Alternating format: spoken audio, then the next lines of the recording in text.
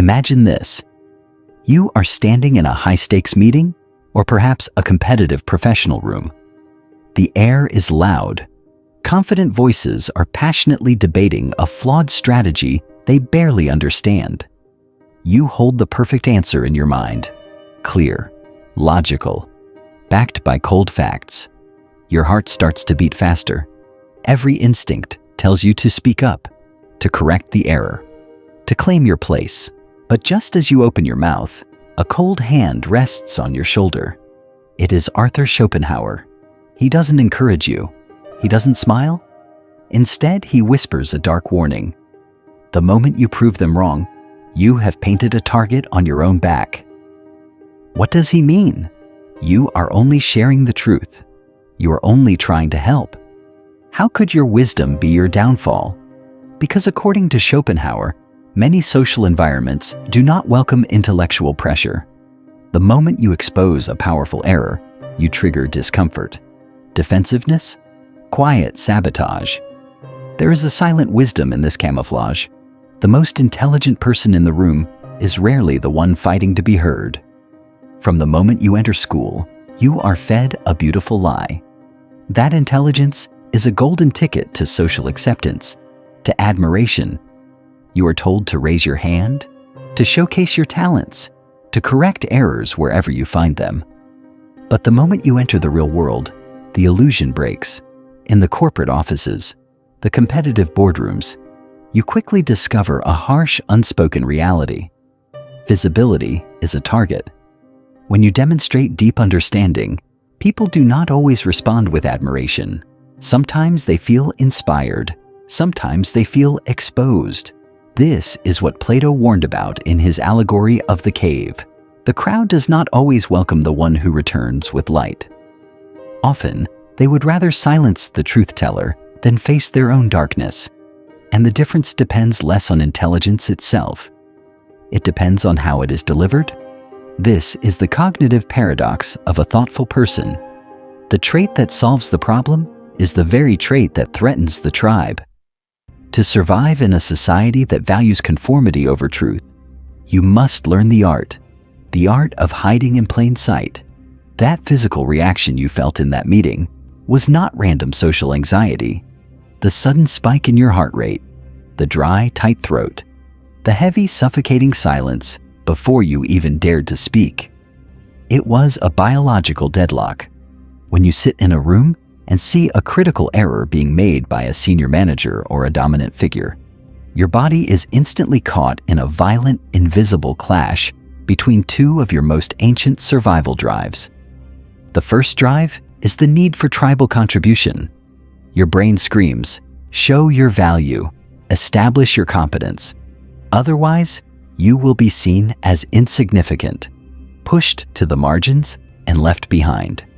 In the ancient savannah, obscurity was a death sentence, but the second drive is the raw instinct of hierarchical self-preservation. It whispers, do not challenge the alpha. If you threaten the structure, the group will turn on you, and you will be exiled. Your nervous system is trying to survive two opposing death sentences at the same time: death by obscurity or death by execution. That choking sensation in your chest? That is the sound of your biological gears grinding against each other. And most people never consciously notice this happening. What feels like a simple disagreement is actually a shift in perceived dominance. You see, if someone is physically stronger, their dominance is visible and easy to accept. But intelligence is invisible. It only reveals itself when you speak. The moment you use logic to correct the dominant voice, you are not just pointing out a mistake. In their eyes, you are committing a hostile takeover. This triggers a fatal evolutionary design flaw in the human brain. The amygdala is the ancient threat detector.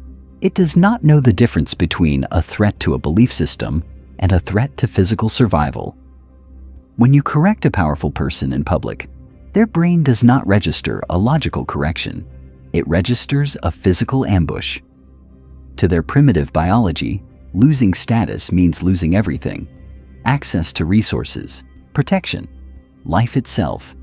Their brain responds with a toxic cocktail of adrenaline and cortisol, exactly as if they were being attacked by a predator in the wild. They are not arguing with your facts. They are fighting for their life. The moment you engage in that argument, you enter their emotional battlefield. You surrender your clarity. You activate their ultimate defense systems. To survive this hostile landscape, the truly intelligent do not fight. They adapt. They learn the art of social mimicry. They wear the mask of average understanding, not out of weakness, but to bypass their threat detectors completely. You let their alarms sleep while you move freely in the shadows. Arthur Schopenhauer, the brutally honest 19th century philosopher, did not view intelligence as a path to glory or happiness. He famously argued that a high degree of intellect is a direct ticket to social isolation. He observed that the vast majority of human interactions are not driven by a shared pursuit of truth. Instead, they are governed by what he called the will to live, a raw evolutionary drive focused on survival, social status, and personal comfort. This is the essence of Robert Greene's 21st law. Seem dumber than your mark. But this is not a modern trick. Centuries before them, Socrates laid the foundation of this quiet power with his famous declaration, "I know that I know nothing." Socrates understood that claiming ignorance is not a sign of weakness, but the ultimate intellectual high ground. It disarms the proud, exposes the foolish, keeps your mind free to observe. Wisdom is not about proving your intelligence to a difficult room. It lies in protecting your focus, observing quietly, choosing when and how to engage. Think of a chess grandmaster walking into a local park where amateurs play for money. If the grandmaster sits down and immediately plays with absolute, crushing precision, the local players will quickly refuse to play him. They will call him a show-off, accuse him of cheating, or simply pack up their boards. He will be isolated, unable to enjoy the game or study their moves. Instead, the grandmaster does something quiet. He fumbles a pawn. He asks simple questions about the rules. He makes the amateurs believe they have an easy target. The amateurs laugh, relax, and lower their guard. They play with complete freedom, revealing their true habits, their emotional triggers, and their strategic weaknesses. By pretending to be a beginner, the grandmaster gains two invaluable assets. He reduces the defensiveness of his opponents, and he gathers raw, unfiltered information. This is exactly what Socrates did on the streets of ancient Athens. He did not walk around proclaiming his brilliance. Instead, he played the ultimate game of Socratic chess. Dressed in simple, worn rags, barefoot, and looking completely harmless, Socrates would walk up to the most powerful, proud politicians who were surrounded by crowds of admirers. He did not challenge them. Instead, he bowed, looked deeply confused, and claimed to know absolutely nothing. Eager to showcase their superiority, the elites smiled smugly. They fell straight into the trap. Socrates would look up and ask a seemingly childlike question. "I am an ignorant man. Tell me, what is justice?" The politician, oozing confidence, would deliver a grand, sweeping speech. Socrates would nod, thank them profusely, and then ask a single gentle follow-up question. "But what if your friend does something evil and your enemy does good? Is it still just to help the evil friend?" The politician would freeze. They would stumble, try to rewrite their logic and get defensive. But Socrates, with a calm smile, would ask another simple question. Within minutes, the elite's grand authority was completely unraveled. He stood there red-faced, stuttering, and utterly humiliated in front of his own followers, all without Socrates ever making a single accusation. Socrates fumbled the pawn on purpose. He used assumed ignorance to disarm their defensive alarms, letting them expose their own emptiness while he gathered raw truth. When you stop trying to prove you are the smartest person in the room, you gain that exact same invisible advantage. People stop guarding their words around you. They assume you do not notice their subtle manipulations, their political games, or their quiet betrayals. They talk freely, reveal their true characters, and lay their cards on the table. By lowering your social profile, you protect your focus. In a world where everyone is fighting desperately to be seen, sometimes invisibility is not weakness. It is simply peace. Not every room deserves your full energy. Rule 1. Controlled silence. Camouflage is not about acting foolish. It is about elegant restraint. When someone lectures you on a topic they barely understand, resist the urge to correct them. Do not argue. Do not expose their fallacies. Simply nod, smile, and say, "That's an interesting way of looking at it." You let them win the argument, while you preserve your peace and energy. Rule 2. Planting seeds. Never present a perfect solution as your own creation. It instantly triggers defensive egos. Instead, plant seeds. Ask leading questions and let others believe the idea was theirs all along. Say, "I was thinking about what you mentioned yesterday and wondered if we could build on it." Let them take the credit while you take the results.